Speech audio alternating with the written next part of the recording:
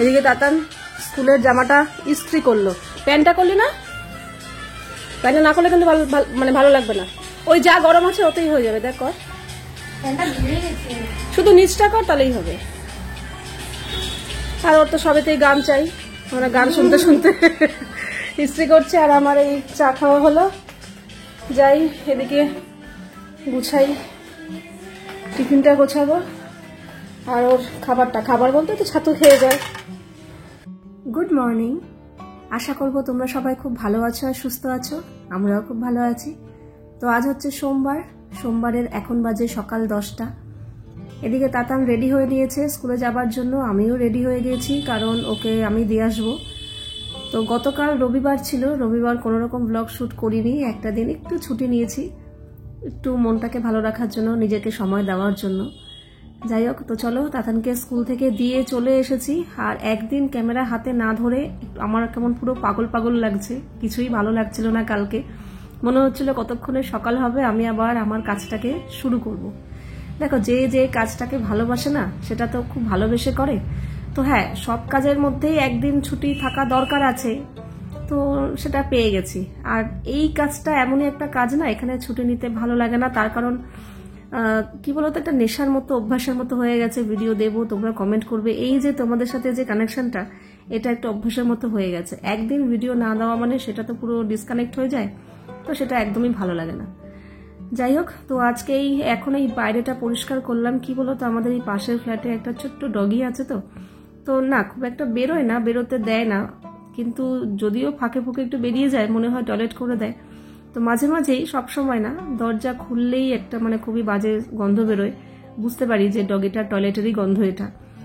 তো আজকে পুরো ফিনাইল টিনাল দিয়ে মুছলাম। আর পাপোশটাকে ভাবলাম না ধুয়ে দিই, অনেকদিন পাপোশটা ধোয়াও হয় না। আর আমার কাছে কেন জানি না মনে হচ্ছিল পাপোশটা থেকেই গন্ধ বেরোচ্ছিল, কি জানি। তো যাই হোক, পাপোশটা ধুয়ে দিচ্ছি। আর হাত দিয়ে ধুতে একটু কেমন লাগলো, তো ওই লিকুইড দিয়ে পা দিয়ে ভালো করে ধুয়ে দিলাম।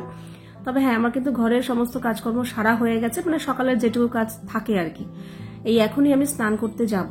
তো স্নান করতে যাওয়ার আগেই ভাবলাম না পাপোশটা ধুয়ে মেলে দিই। আর এই পাপোশটা একদমই জল ঝরে যায় তাড়াতাড়ি করে।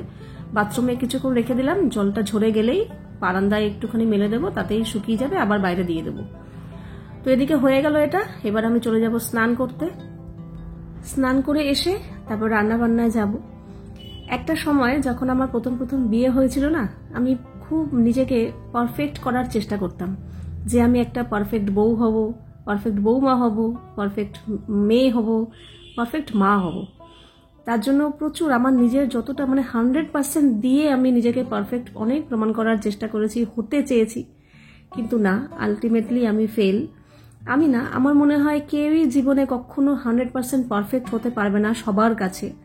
এর কাছে হবে তো ওর কাছে হবে না, আবার ওর কাছে হতে গেলে এর কাছে হবে না। কাজেই সবার কাছে একসাথে পারফেক্ট তুমি কখনো হতে পারবে না। কাজে এই চেষ্টাটা করাটাই আমার মনে হয় বৃথা।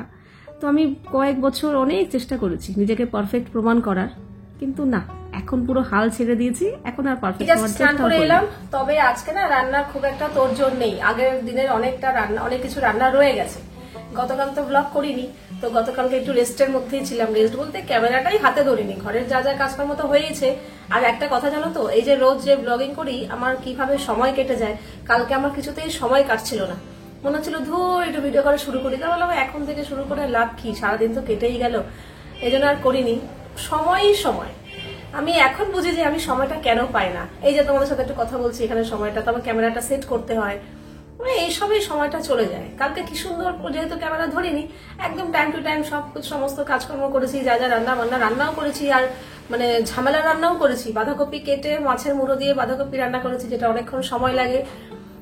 আর কি করলাম ওই তোমার থোড়ও কাটতে সময় লাগে। তো এই সব রান্না করেছি, তাও আমার তাড়াতাড়ি হয়ে গেছে, টাইম মতো হয়ে গেছে। কিন্তু যেহেতু আমি যেদিনকে ভিডিও করি সেদিনকে আমার অনেকটা লেট হয়ে যায়, কিছু না করেও দেরি হয়ে যায়। আর গতকাল রান্না রয়েছে, থোড় ছেচকি রয়েছে, এর আগের দিনের একটু শিলপাতুরি আছে, বাঁধাকপি দিয়ে মাছের মাথা দিয়ে করেছি ওটাও একটু রয়েছে। কাজে আগে আর কিচ্ছু করবো না, আজকে শুধু করবো বোয়াল মাছ। তো অনেকটাই বোয়াল মাছ আছে, মনে হয় না এতটা লাগবে বলে, তো রান্না করে রেখে দেবো, পরে খাওয়া যাবে। মাছের পিসগুলো আমি এই জন্য সর্ষেটা বেশি করে ভিজিয়েছি। আমি জানি গ্রেভি থাকে না, আলু দিয়েছি। না না, এই যে সর্ষে বাটা, সর্ষে গুঁড়ো ভিজিয়ে রেখেছি, তার সাথে ও হ্যাঁ লেবুটা বার করছি খাবো। দেখো না, এই আলুতে হয়ে যাবে তো। এই যে আমার এখন খিদে পেয়েছে, আমার কোনো কিছু দিয়ে হবে না। আজকে হয়ে গেল, থাকবে নাকি আরেকটা আলু দিয়ে দেবো? কারণ মাছ থেকে যাবে, মাছ উঠবে না। মাছ থেকে যাবে সে আমি জানি। হ্যাঁ, অনেক বড় মাছ তো তুমি এই বড় বড় একটা পিস কেনেই হয়ে যাবে। এর থেকে কম আর কি আলু, দোকানদার হাসবে। লেজাটা না এত বড়। চলো রান্নাটা বসিয়ে দিই। আমাকে আজকে আবার একটু বেরোতে হবে, তাতানকে আনতে যাওয়ার আগে আমার একটা কাজ আছে, ওটা সেরে তারপর তাতানকে আনতে যাবো। কি বলতো, তুমি যদি একটা পারফেক্ট বউ হতে চাও তাহলে পারফেক্ট বৌমা হতে পারবে না।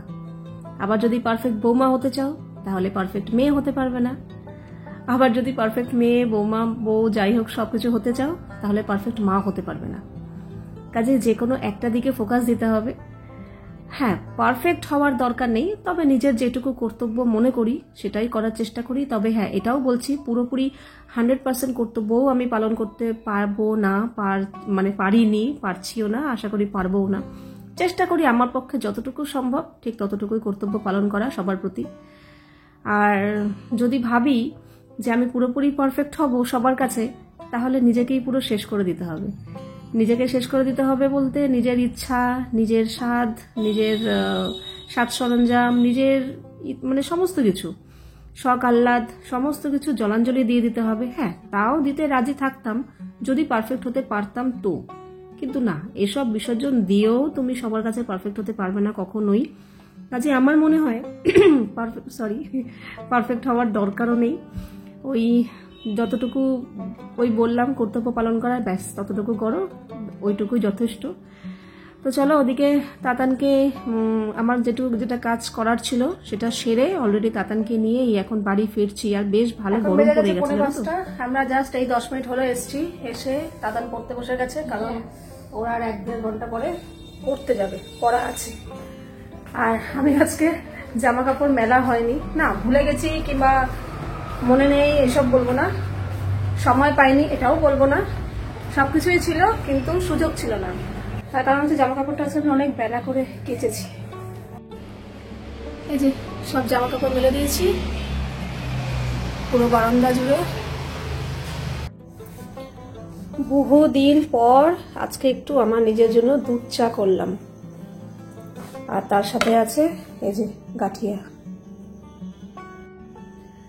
এখন বাজে প্রায় 7টার মতো, তাতান পড়তে চলে গেছে, তখন 6:30 বাজে, ওর বাবাই নিয়ে গেছে। তবে নিয়ে আমাকে আসতে হবে, কারণ ওই স্যারের কাছে ছুটির কোনো টাইম থাকে না। বাকি স্যার টিচাররা যেমন ছুটির একটা নির্দিষ্ট টাইম থাকে, এই টাইম গেলেও মানে ওকে পেয়ে যাবে, ছুটি দিয়ে দেয়। কিন্তু এই বাংলা টিচার কোনো টাইম নেই, টাইম আছে 8:30, কিন্তু সেটা গিয়ে 15টা, 9টা, 9:15 মানে কোনো ঠিক নেই আর কি। তো সেখানে ওই ইন্দ্র বলছে আমি অতক্ষণ কি দাঁড়াতে পারবো না, এই আনাটা তুমি নিয়ে আসো। তো তার জন্য আমি যাব আনতে। আর অনেক আজকে তো গতকাল যেহেতু কোনো রকম ভিডিও শুট করিনি, তো আজকে আর কোনো এডিটের কোনো ব্যাপার ছিল না, শুয়ে শুয়ে একটু মোবাইল দেখছিলাম, না একটু ঘুমাইনি। তারপরে উঠে এসে ওখানে রান্নার কিছু জোগাড়জান্তি করে রাখলাম, কারণ তাতানকে আনতে যাব তো। তারপরে মনে হলো না একটু চা খাই। লাস্ট কবে আমি দুধ চা খেয়েছি আমার মনে পড়ছে না। তো এই যে অনেকদিন পর আমার নিজের জন্য একটু দুধ চা আর এই যে এই গাঠিয়া নিয়ে বসেছি। তবে ভাবছি কালকে যেহেতু ভিডিও দেইনি, আজকে কিছু দিতে পারছি না, আমার একটা নেশার মতো হয়ে গেছে যে আমি তোমাদেরকে ভিডিও দেবো, তোমাদের কমেন্ট আসবে, সেটা আমি পড়বো, বারবার ভিডিও চেক করবো, এটা একটা অভ্যাস হয়ে গেছে বলতে পারো। তো সেটা আজকে আমি দিতে পারছি না, তো আমার নিজের কাছে না কেমন যেন একটা অস্বস্তি টাইপের লাগছে, ঠিক ভালো লাগছে। তাই জন্য ভাবছি, এমনিতেও বহুদিন লাইভে আসা হয় না, ওরকম মানে সবসময় ভাবি যে তোমাদেরকে বলে কয়ে লাইভে আসবো, তো ওরম ভাবে কোনোদিনই মনে হয় না আরো হবে বলে। তাই জন্য ভাবলাম না আজকে হঠাৎ করেই লাইভে আসবো, বলি তো নি, আমি নিজেও জানি না যে লাইভে আসবো কি আসবো না। এখন বাড়ি পুরো ফাঁকা আছে, তাতানকে আনতে যাবো, এখনো প্রায় 1-1.5 ঘন্টা বাকি আছে।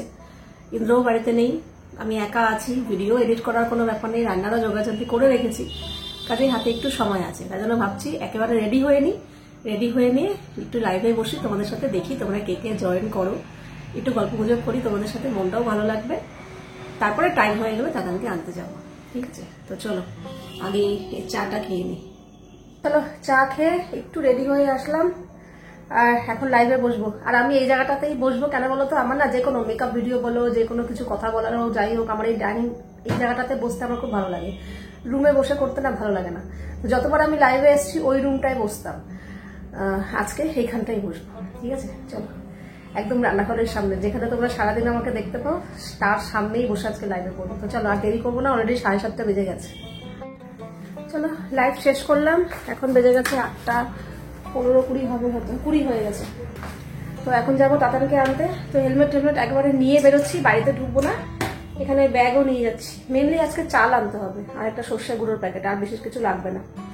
তো ওটা নিয়ে একেবারে যাবো তাতানকে আনতে, ওকে নিয়ে বাড়ি ঢুকবো। এখন বেজে গেছে প্রায় 9:30 মতো। বললাম না ওখান থেকে এই স্যার একদম দেরি করে ছাড়ে, আজকে 9টারও পরে ছেড়েছে।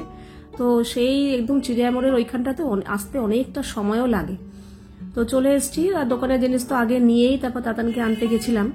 এই এখন ফিরছি, এখন ফিরে মনে হচ্ছে কতক্ষণে কত কাজ বাকি, রান্না করতে হবে, বিছানা করতে হবে, মানে মাথা পাগল লাগে এই সময়টা, জানো তো।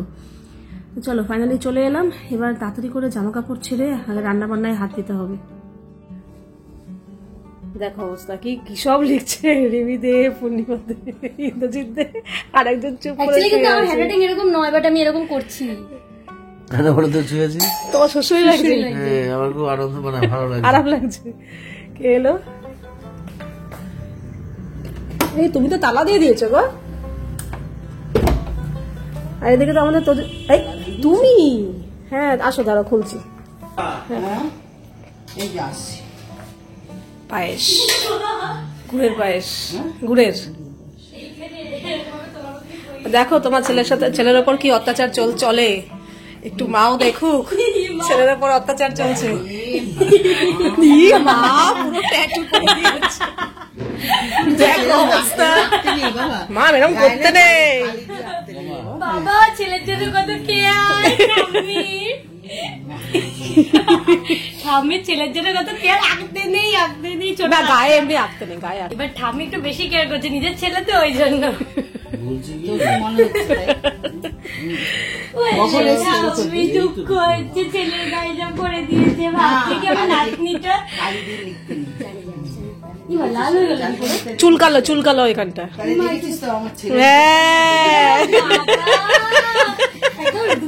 সাদা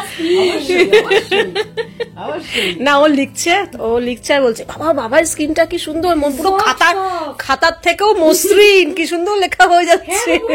লিখতে কোনো প্রবলেমই হচ্ছে না, খাতার পেজের মতো। না মা এসেছিল, মা ফোন রেখে চলে গেছে, সেই জন্য আবার ফোন করা হচ্ছে। আর আজকে না কুকারে আমি রান্না করবো, পুরো রান্নাটাই কুকারে করবো, কোনো রকম মশলা টসলা কিছু বাড়বো না। আর ওদিকে ইন্দ্রর ঘুম পেয়ে যাচ্ছে বলে ও খেয়ে নিয়েছে, বেগুন ভাজা দিয়ে ভাত মেখে খেয়ে নিয়েছে। আমরা তাতানের জন্য এখন রান্না করবো। এই যে সোয়াবিন সেদ্ধ করে জল ঝরিয়ে রেখে গেছিলাম, এটাকে টিকতে হবে, জল রয়েছে, ওটা পরে করব। আর কি কি রেডি করে রেখে গেছি সেটা বলি। এই যে এখানে একটু বড় বড় করে আলুর টুকরো, আলু কেটে ধুয়ে রেখেছি। হ্যাঁ বলছি, মার মোবাইলটা রেখে গেছি তো মা। হ্যাঁ ছেলেকে একটু পাঠাবো, মোবাইলটা নিয়ে যাও। আর এখানে পেঁয়াজ, রসুন, টমেটো, কাঁচা লঙ্কা আর আদা একটু ঘষে নিয়েছি। আর পেঁয়াজ এরকম বড় বড় করে, কোন রকম কুচি করে কাটিনি, এই যে এরকম বড় বড় করে। আজকে মশলা না বেটে রান্না করবো, ঠিক আছে? তো চলো দেরি করবো না, বসিয়ে দিয়ে। তো সোয়াবিনের একটা রেসিপি করব, কিন্তু একদম অন্যরকম স্টাইলে, একদম ইউনিক স্টাইলে করব। তো তার জন্য আমি প্রথমে কুকারেই করছি, সর্ষের তেল দিয়েছি, তার মধ্যে এখানে কিছু গোটা গরম মশলা ফোড়ন দেব, যেমন জিরে, তেজপাতা, এলাচ, দারচিনি আর লবঙ্গ। এই গোটা গরম মশলা ফোড়ন দিলাম, ফোড়নটা জাস্ট একটু নাড়াচাড়া করে আমি যে বড় বড় করে পেঁয়াজগুলো কেটে রেখেছিলাম সেই পেঁয়াজগুলো দিয়ে দিলাম। তোমরা হয়তো ভাবছো এগুলো করে হয়তো মিক্সিতে পেস্ট করব, একদমই পেস্ট করব না, শুধু দেখতে থাকো, রান্নাটা একদম সোজা। তো আমি কয়েক কোয়া রসুন দিয়ে দিলাম, আর এখানে একদম রসুনগুলো না একদম সরু সরু, তো তাই জন্য আমি বেশ কয়েকটা দিলাম, বড় বড় হলে 4-5 কোয়া রসুনই যথেষ্ট। দিয়ে একটু সামান্য পেঁয়াজটা ভাজা ভাজা করে নিয়ে যে আদাটা ঘষে রেখেছিলাম সেটা, আর কাঁচা লঙ্কা চেরা, আর হাফ মতো টমেটো, আর স্বাদ মতো নুন দিয়ে দিলাম। দিয়ে এবার একটু গ্যাসটা কমিয়ে বাড়িয়ে এটা একটু মশলাটা জাস্ট একটু ভাজা ভাজা করে নেবো, মানে ওই টমেটোটা একটু যতক্ষণ না মজে যাচ্ছে আর কি, হালকা মতো। তারপরে এখানে এখন কিছু গুঁড়ো মশলা অ্যাড করব, যেমন জিরে গুঁড়ো, ধনে গুঁড়ো, হলুদ গুঁড়ো আর কাশ্মীরি লাল লঙ্কার গুঁড়ো দিলাম, আর সামান্য একটু জল দিলাম। এমনি লঙ্কার গুঁড়ো দেইনি, কারণ আমি যেহেতু বেশ কয়েকটা কাঁচা লঙ্কা দিয়েছি, তো কাঁচা লঙ্কাগুলো বেশ ভালো ঝাল আছে বলে আমি আর লঙ্কার গুঁড়ো দিলাম না। তোমরা চাইলে আরও এমনি লঙ্কার গুঁড়োও দিতে পারো। তো অল্প একটু জল দিয়ে মশলাটা বেশ খানিকক্ষণ ধরে একটু কষিয়ে নিলাম। স্বাদ মতো একটু চিনি দিলাম যাতে টেস্টটা ব্যালেন্স আসে আর কি। দিয়ে এবার মশলাটা বেশ ভালো করে কষিয়ে নিলাম। কষিয়ে নেওয়ার পর ওই 1 কাপের মতো একটু গরম জল দিলাম। গরম জল অবশ্যই ব্যবহার করতে হবে, না হলে কিন্তু রান্নাটা ভালো হবে না। দিয়ে এবার আমি কুকারের ঢাকনাটা দিয়ে না 2টো সিটি দেব। ফিল্টারটা চালিয়েছি আর এই থালার উপর জলটা পড়ছে, এরকম আওয়াজ হচ্ছে। যাই হোক, ওটা আমি সিটিতে বসিয়ে দিয়ে এখানে আমরা তাতারের জন্য আটা মেখে নিয়েছি, কারণ ইন্দ্র তো ভাত খাওয়া হয়ে গেছে। চলো এবার দেখা যাক, সিটিটা খুলি।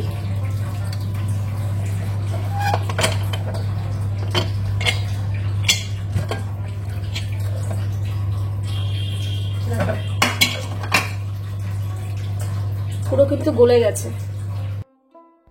তো এইবার এই মশলার মধ্যেই না আমি বড় বড় করে টুকরো করে যে আলুগুলো কেটে রেখেছিলাম সেই আলুগুলোই দিয়ে দিলাম। হ্যাঁ, আলুগুলো কিন্তু কাঁচা, আমি কিন্তু কোনো রকম আলাদা সেদ্ধ করিনি। আলুগুলো দিয়ে জাস্ট একটু নাড়াচাড়া করে নেব। তারপরে আমি সোয়াবিনগুলো বেশ ভালো করে চিপড়ে সব জল ফেলে দিয়ে তারপরে সোয়াবিনগুলোও দিয়ে দিলাম। তবে হ্যাঁ, আমি কিন্তু সোয়াবিন ভেজে দেই না, আগে আমি সোয়াবিন ভেজে রান্না করতাম, তাহলে না সোয়াবিনগুলো শক্ত শক্ত হয়ে যায়। এই ভেজে রান্না করলে সোয়াবিনটা খুব সফট থাকে, তাই জন্য আমি এমনি সোয়াবিন দিয়ে দিলাম। দিয়ে এবার ভালো করে কষিয়ে নেব। তো দেখো বেশ সুন্দর করে কষানো হয়ে গেছে। এবার আমি কিন্তু এর মধ্যে আবারও গরম জল অ্যাড করব। যতটা আমি গ্রেভি রাখতে চাই ঠিক ততটাই দেব। ভাত দিয়ে খেলে একটু বেশি আর রুটি দিয়ে খেলে একটু কম। তো দিয়ে দিলাম, দিয়ে আবার ঢাকা দিয়ে আমি গুনে গুনে 2টো সিটি দেব।